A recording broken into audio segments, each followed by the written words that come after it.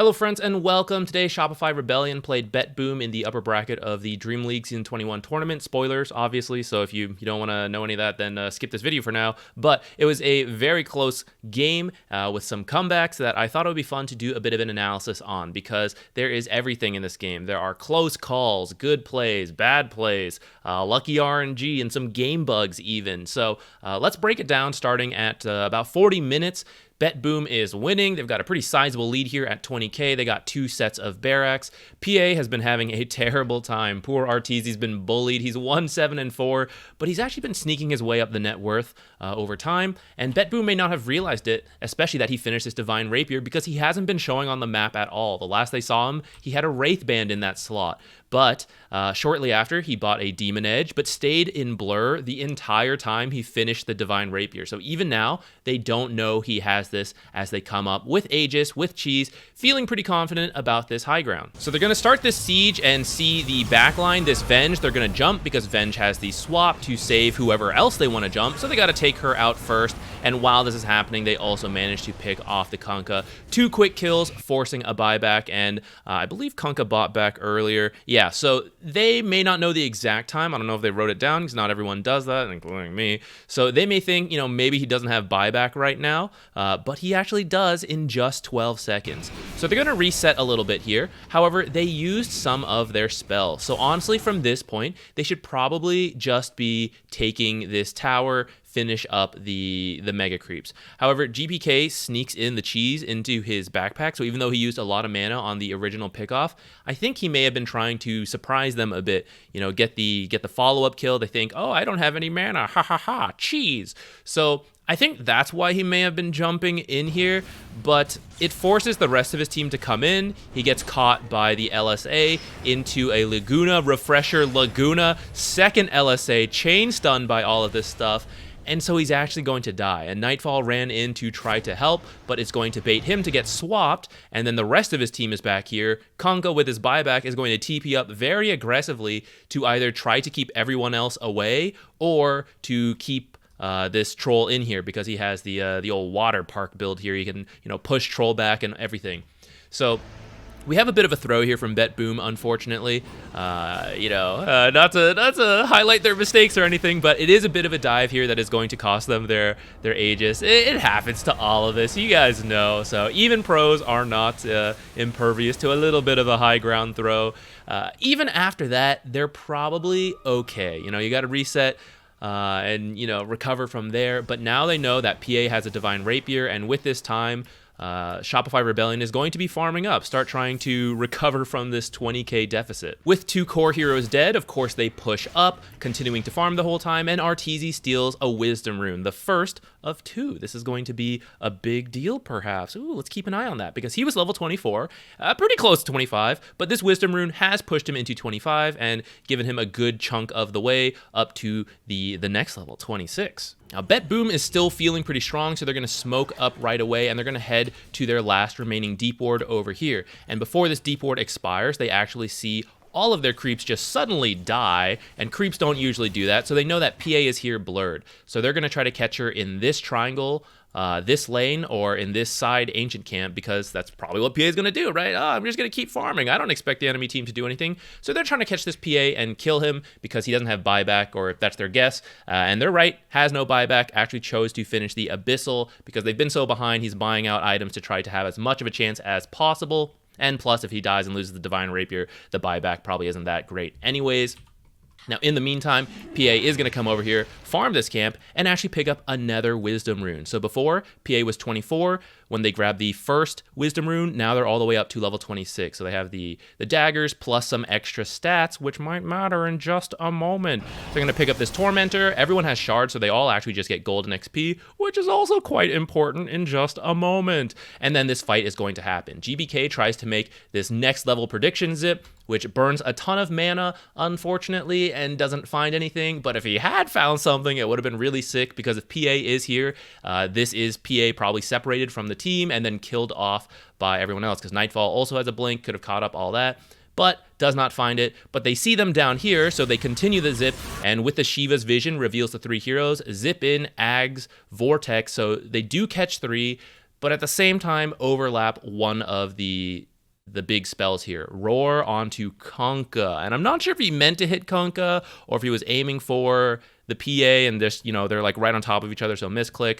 Or maybe he wanted to hit Kunkka because the Roar actually pushes the other targets nearby to the side as kind of like the pseudo stun. So maybe they did want Kunkka to prevent all the water park abilities, but actually there was just a little bit of a gap, and Saberlight was able to use Ghost Ship right away as soon as this all started, and that's a big deal because the Rum buff reduces the amount of damage you take and delays some of the damage. So as this happens, there's then a refresh Roar onto PA at the same time that Grip happens. So it's very understandable. This was a fraction of a second happening here, but it does mean they're overlapping some very big spells on this PA, and that means Venge over here, who is not being focused, is now back here free to swap as soon as this stun ends from the Vortex. Toronto Tokyo is at the edge, has Dive Hex, and I think he probably should have Hex this Venge to prevent the swap, but at the same time, sure looks like a dead PA, don't you think? Because Nightfall is going to activate his ult for the extra attack speed here.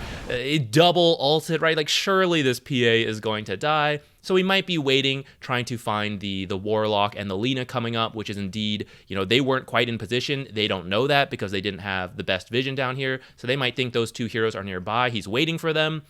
But because of that, the swap is going to happen just moments before PA dies. So PA has about 300 health. Pure's moving on to Kunkka. I'm not fully sure why. I think he probably should have been helped killing the PA. Maybe they don't know he has Divine Rapier at this time, but I feel like that should be priority number one. It does look like PA should have died there, but, you got to get the job done. So I feel like at the exact same time, Toronto Tokyo maybe doesn't realize that swap happened. It's a lot going on, I get it. But he's also going to focus the Kunkka, which means PA actually jumps up to kill the Bane, is rooted for a bit longer, but then you'll see just deletes poor Bane there. Abilities get refreshed, has a crit ready from killing the PA, the procs, all that stuff. So comes over to Nightfall, just deletes all of Nightfall's health and kills him in another attack. So one crit, one dagger, one attack. Goodbye, Nightfall. And Nightfall didn't have any of his other defensive abilities because he used them trying to kill the PA. In fact, he was so confident he would kill the PA, he BKB'd and then backpacked the BKB. Maybe the extra damage might have made a difference. Probably not, because PA did survive by 300 health. But that's where all of these buffs come into play, because some of them have faded by now. But before, Kunkka was standing nearby, so he had the Pipe extra magic resistance. He had the Guard from the Crimson Guard. He had the Rum buff. He had the Venge damage reduction now from after the swap. He also had all his extra stats from those 2 levels he gained back when he took this Wisdom Rune and this Wisdom Rune and all the farming he did. So all of that added up to keep him alive by just 300 health, and now he has deleted 2 heroes. The Water Park is going. The rest of the heroes are coming up. Blur going to activate here because off of killing Troll, his abilities refresh again, so he's going to Blur. The Blur does not break. Maybe if GPK had more mana, because he didn't burn like half of it on this initial prediction jump, he could have followed up here, assuming like he kind of saw where PA was, right? She's blurred, but he can go, you know what, I can finish this, zip over here, break the blur, finish the kill. He doesn't have the mana to do that. He'll go zip and stop right here. So he's just going to back off a little bit. Toronto Tokyo refreshed abilities after using Egg, but he also doesn't know where PA is. Yeah, it's somewhere here if he saw it, right? Because he might have been watching down here, and now he's suddenly like, oh, why is my troll dead, And so now he's like, oh, shit, I just got to get out. I don't know where PA is, so he's going to TP. But Rum buff is fading, so PA is actually dropping health because they're taking the reduced or the delayed damage now. So any spell here, Dive or Fire Spirit, would have actually killed PA, but they don't know this. Well, maybe they do, but they just can't see PA to make that choice. So he's going to try to TP out, get caught by X, and then he's going to try to dive away here. And it's so close. If he had known where PA was, he could have aimed the dive over at PA. He could have thrown the Fire Spirits out. But because the Ags also increases the amount of time before Blur breaks, he's running away, and then he goes, oh shit, there's a PA. Tries to hit her with a Fire Spirit. Actually does land one, but PA has already life-stealed a ton of health from the like one hit to kill Phoenix. So Arteezy is going to survive all of this, and GPK actually gets really close to killing Abed with like no mana, which is amazing, but eventually does fall here. Off of those mistakes and all of those kills, Arteezy went from having spent all of his money to finish the Abyssal, I got no buyback, no next item, to suddenly he's got almost 4,000 gold, and he's actually going to sell his power treads to buy BKB here. But you can imagine if PA had died instead, that's probably the end of the game, because PA had no buyback, would have lost the Divine Rapier. It was so close for BetBoom to win this fight and then just run into the base, finish this, or if they won, finish the megas, and then probably still finish. They would have had time, 100 seconds, no buyback, no Divine Rapier. Divine Rapier now on Troll, right? He's shredding through this stuff. It was so close, and just a couple mistakes changed the fate of this game. Because PA is alive and not dead, after buying the item, PA gets to continue to farm. So they're going to keep getting gold, keep getting experience. So before, level 24, now all the way up to level 27, soon to hit 28, which means now they'll get Blur Evasion. They're going to come up here, force a Fortify, and although BetBoom is respawning, they don't feel great to fight here because their cores actually lost the buyback status because they lost gold from dying and all of that. So they're hesitant here, and so Shopify Rebellion is going to push up, take some towers, that's even more gold, more farming for PA. There's the tower, they're going to push up, and they're even going to take one of these barracks after taking this tower. I think they take the ranged barracks, can't quite remember, I guess we're about to see, but BetBoom just plays it safe. They need to farm up all the buybacks on their cores, so this is Shopify Rebellion getting to catch up off of that I guess now two fights, first with this throw, and now this throw here. They get to reduce that massive lead. We started with a 20k advantage for BetBoom. It's now pretty much an even game, and they've managed to take a set of barracks. Off of that series of events, Arteezy finished the Aghanim's Blessing, so now he has an extra slot, and rebought some boots to get a little bit more move speed. Both teams make their way up to Roshan in the top left corner because they know the respawn is coming up here. And so now both teams are going to posture. You'll get to see that. They're both making their way over with observers, placing it down. And this is where Shopify Rebellion starts abusing their heroes. So they're going to use X Mark on PA to just whittle down the enemy and just test for kills. Let's see if, maybe we get a lucky crit on PA and just delete a hero. What's the risk? And there's no risk because no one on the enemy team has a Yule Scepter, which would counter this X Marks play. But none of them bought one because, I don't know, they probably didn't really plan for the 47-minute X Marks harass abuse. So they thought they were in the lead, didn't need it. I don't know. But now they don't have it. So they're going to do this. They're just going to X the PA and then use their vision spells to scout out the enemy. So, for example, this is their vision. Here is Wave of Terror. Did we find any heroes here for you to jump? No. Here's Torrent. If you didn't know, Torrent actually provides ground vision when you cast it. So he's going to use Torrent over here at the Twin Gate. Hey, there's a Phoenix, PA. Go get her. Without this Aeon Disc, PA is just gone right now. But you'll take a free Aeon Disc proc, and that's going to matter in, just a moment here. And they're just going to keep doing this. There's another Blur. There's another X. Here's the Torrent. Did we find anyone? No. All right, let's just chill. Oh, we did find someone. Let's see if we get a crit. No lucky crits. That's okay. X me back, boy. So they're just going to repeat this, and they get to hunt for a kill. It's really tough for BetBoom to deal with this.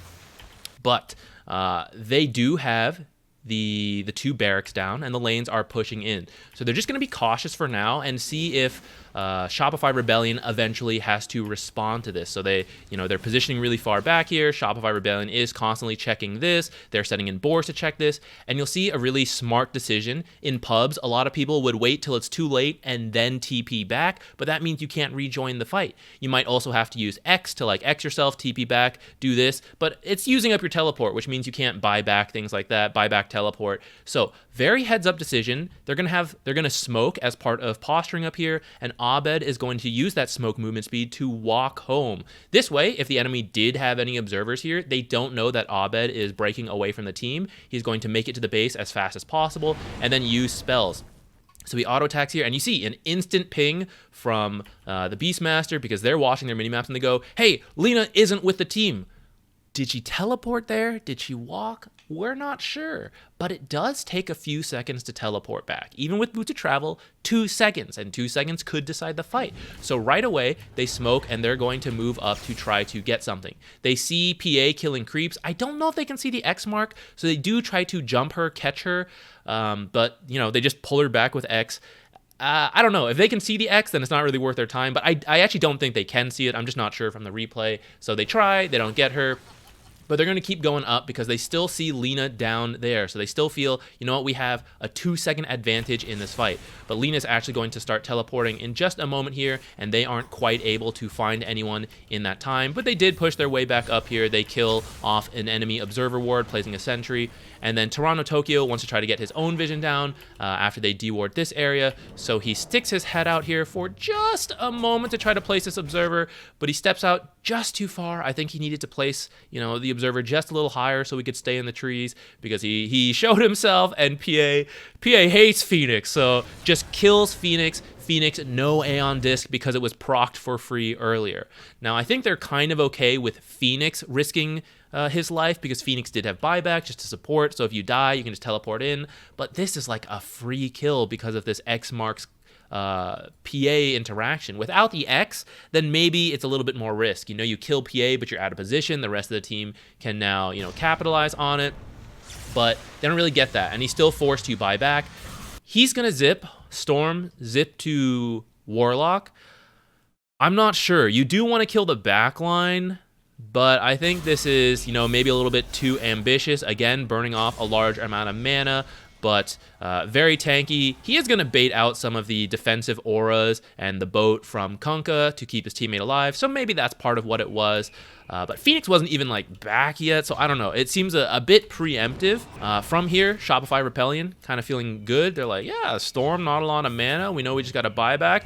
How about we push it? Or maybe we push it with no risk anyways, because let's just X our PA to keep going in. They're going to do this. Crit, Wave of Terror, cancels the blink on Beastmaster and is scouting out the enemy. So PA now no risk, taking off 50% off of Troll. How fun, how cool. Pure, maybe he would have liked to quickly blink initiate, catch this Venge. He's pinging, right? I'd love to get that Venge, but shit, blink canceled. I gotta wait for that. You can't even refresh it if you wanted to. So you gotta wait for the blink. Otherwise, he could catch out the PA right now, catch out maybe the Kunkka, but Kunkka did use some spells earlier, so maybe they don't feel they need to get the Kunkka. You really do need to get some of these backline supports who can have a lot of impact with Swap. You can't really kill anyone as long as Swap is available. He's still waiting for his blink to become available, so he preemptively BKBs, same as Nightfall, but the Warlock ult comes out just at that moment. You even saw him starting to wind up the roar on crit. Now his BKB or his blink is canceled again, or, you know, delayed because of this Warlock ult coming in and damaging him. So now he still can't blink to the Vengeful Spirit. This Warlock ult is wasting time of the BKBs on Troll and Beastmaster. Egg is going down right now, but because the Kunkka X just pulled PA back, PA originally was up here, and it's like, oh, maybe we can get PA. It's free. It's literally free harass. PA is back to safety, gets to watch and choose when to join with the Divine Rapier. We BKB'd. We can't really back off, because if we do, they're going to go get Roche, and then like we're going to lose, or we're going to be in a really bad spot. So let's try to get something. You know, we got Egg, we got everything going, but they just can't find anything because blinks are still canceled at this time.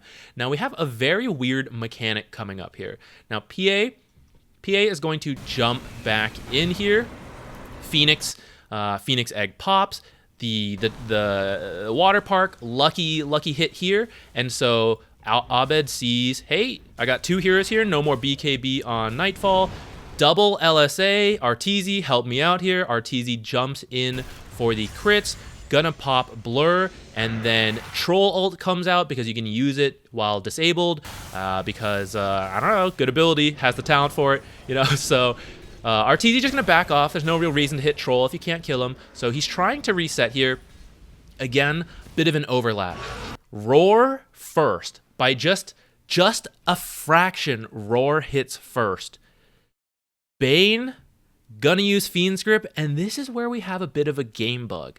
This is not supposed to work this way. If you didn't know, when you have Ags on Bane, you spawn these 2 illusions, so now you're free to stop channeling if you want and move around, and Fiend's Grip keeps going. However, if you stop and the illusions are stunned and silenced, then the Fiend's Grip ends. Lotus Orb usually just reflects the spell that is cast, but it still takes place. So although you reflect the stun from Vengeful Spirit, PA is still stunned, although Venge is stunned as well. So what I would think is the interaction is that when PA is Lotus and Bane goes to Fiend's Grip her, they should both spawn illusions while stunning the main heroes. However, what actually happens is that Bane stuns himself while the enemy hero channels. But of course, if the enemy stops, then the channel ends. PA actually had an Aghanims from earlier. We saw all the gold they were getting, so PA has the Ag. So when she reflects the Fiend's Grip, she gets the Aghanims effect of Fiend's Grip, which I would think now spawns all the illusions, right? But actually the illusions just die. I don't know why. Again, if PA moves or stops the channel, even though it didn't look like she's channeling, if she tries to move at all, the channeling effect ends on the Bane. Bane, for whatever reason, does not get his illusions, which I would think should still spawn and stun the PA for the full duration. But funny enough, if an ally casts Lotus Orb onto PA or whatever your target is, and then you Fiend's Grip them, even though these illusions die, when PA starts moving around, the Fiend's Grip keeps going.